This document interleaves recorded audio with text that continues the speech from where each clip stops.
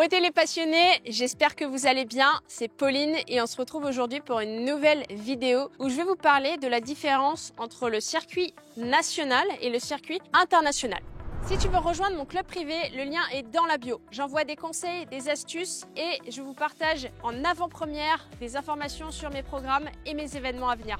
Si je prends l'exemple de Roland-Garros, le tournoi du Grand Chelem de Roland-Garros qui se joue en France à Paris, ce tournoi se déroule sur le sol français mais fait partie du circuit international et donne des points pour le circuit WTA et ATP. A l'inverse, si vous prenez les tournois CNGT, donc les tournois qui font partie du circuit national des grands tournois, donc ce sont les plus gros tournois qui se déroulent sur le territoire français mais qui comptent pour le classement national, ces tournois CNGT ne donneront pas de points pour le classement international. Il y a également une différence entre le système de points et de classement. Sur le circuit national, si vous êtes classé par exemple 5-6 et que vous gagnez à un échelon supérieur, c'est-à-dire à 4-6, vous allez obtenir un certain nombre de points. Si vous gagnez à 2 échelons supérieurs, c'est-à-dire à 3-6, vous obtiendrez encore un petit peu plus de points. Maintenant, sur le circuit international, c'est une toute autre chose. Que vous battiez le numéro 1 mondial ou le 500e mondial, ça sera exactement la même chose. Le nombre de points dépendra uniquement de votre avancée dans le tournoi. Donc si vous passez par exemple un tour dans un tournoi ATP, vous obtiendrez, on va donner un exemple, 5 points.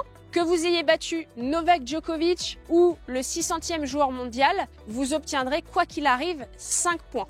Le circuit international fonctionne également sur un système de défense de points. Par exemple, sur la semaine du 22 juillet 2023, si vous remportez 10 points WTA, vous allez garder ces points pendant un an, donc pendant 12 mois. Donc sur la semaine du 22 juillet 2024, vous allez perdre ces 10 points. Maintenant, si vous jouez et que vous gagnez 5 points sur le tournoi, du coup, vous n'allez pas gagner 15 points puisque vous en avez 10 à défendre. Donc au total, il vous restera 5 points. Le système du classement national français a également changé depuis peu pour se transformer un petit peu dans ce système-là. Sur le classement national qui a changé depuis peu, cela va dépendre uniquement des joueurs que vous battez.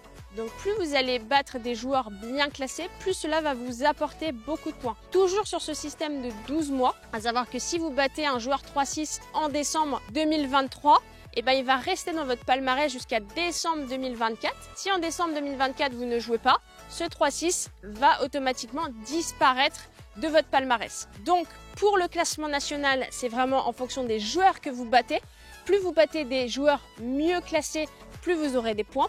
Sur le circuit international, plus vous avancez dans le tableau, plus vous gagnerez des points. Peu importe les joueurs que vous allez jouer. J'espère que cette vidéo aura pu vous éclairer un peu plus sur les différences entre le circuit national et le circuit international. Et dites-moi en commentaire si vous voyez d'autres différences. C'était Pauline et je vous dis à très bientôt les passionnés.